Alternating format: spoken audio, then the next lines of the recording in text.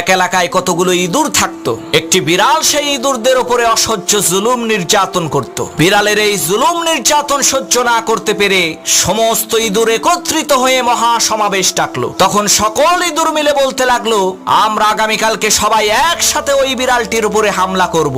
কেউ বলল আমি বিড়ালের পা ধরবো, কেউ বলল আমি ঘাড় ধরবো, আবার কেউ বলল আমি বিড়ালের লেজ ধরবো।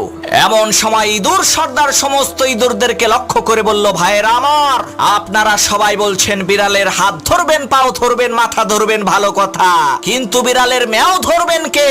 ওই হিংস্র বিড়াল যখন আপনাদেরকে ধরার জন্য রাগান্বিত কণ্ঠে ম্যাও বলে উঠবে, ওই ম্যাওয়ের হুঙ্কার শুনে আপনারা নির্ভয়ে সাহস করে সেই ম্যাওটাকে কি ধরতে পারবেন? তখন কোন ইঁদুর আর কথা বলে না। এতগুলো ইঁদুরের মধ্যে একটা ইঁদুরও বিড়ালের ম্যাও ধরার সাহস পেল না।